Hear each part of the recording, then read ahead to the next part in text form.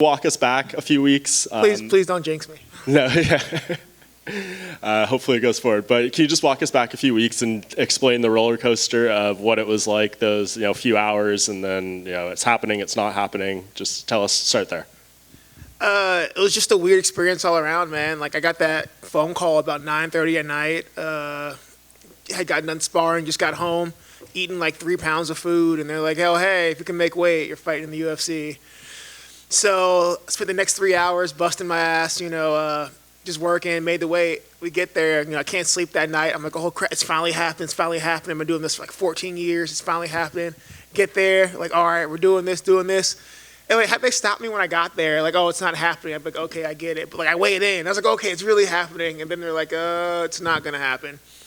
So, that sucked. That sucked, man. I can't even begin to explain how much that sucked. Like, fight week's already stressful on anything, but like to be there, to weigh in, to have everything going, and then take it away from you, fucking sucks. Yeah. Who was the most of your, anger, frustration in that moment directed towards? Was it Phil? No, I mean, at first you want to get frustrated at Phil. You want to be mad at Phil. Like take the fight. We're fighters. Take the fight. But at the same time, man, like I've been doing this for a long time now. I've got a lot of fights, a lot of experience. I understand now more so. I wish I'd understood earlier that this is a business, and you are your brand. And I don't know. I've never spoken to Phil about it. But, it could be a thousand things. Like, he may not have wanted to struggle for the weight for a guy who's coming in fresh. He may not I felt comfortable doing it. I'm not even going to be mad, man, because at the end of the day, if I go out there and say he gets fucked up, he lost money, that's his brand that's taking a hit. So you're just frustrated you don't get the chance. But, like, I'm not going to hold it against Phil. Everybody's got, look out for you. Number one is the rule for this game. Yeah, and I guess if we're trying to look at the positive side here, this couldn't have worked out much better. I mean, you get a little more time. You fight on this card in this arena. This is a good, alternative, right? If the other thing didn't happen, this is pretty nice as well.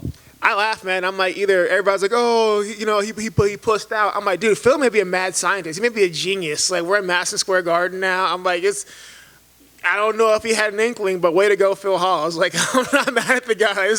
This worked out really well. So if he fell into it, cool. If he planned this, that man is a genius, and I have made a terrible miscalculation. And last thing for me, I mean, what's kind of the goal here for this UFC run? I feel like you probably think this is icing on the cake, considering some of the earlier stuff that's happened in your career. To be here, maybe you didn't ever imagine it would happen. So now that you are in the UFC, what do you want to accomplish? Had you asked me that like 6 years ago, you have a vastly different answer. But I'm 34 now, man. Like, luckily for me, I haven't taken too much damage in this sport. I'm still pretty healthy. I'm not walking around with like a bunch of knee surgeries and stuff. But I look in the mirror every day. I see a little bit more gray hair. I see a couple more scars adding on to my face. I'm just like, I'm not going to have this 10-year UFC run that I dreamed of when I started, but that's fine. Like, right now, I'm just here to do cool shit and get a lot of money. Right here.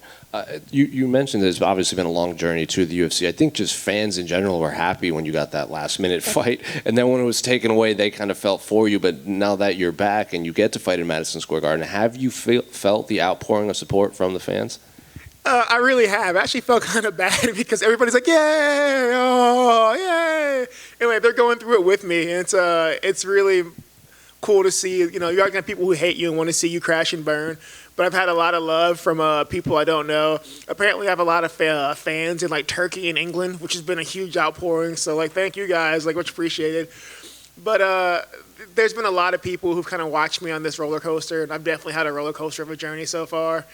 And there's a lot of people. It's weird. They're like, win, lose, or draw, man. I'm just glad to see you do it finally because like you've been hitting that wall for a long time. So it's been really cool to have that support. Who wants to see you crash and burn?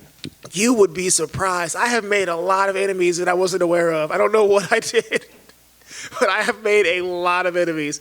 And like I think it might have been from fighting Magomed twice or whatever, because I'm split down the middle with like Russia. There's a lot of Russians in the DMs. Half of Russia loves me. The other half is like, I hope your legs break. And I'm like, all right, I'm sorry, guys.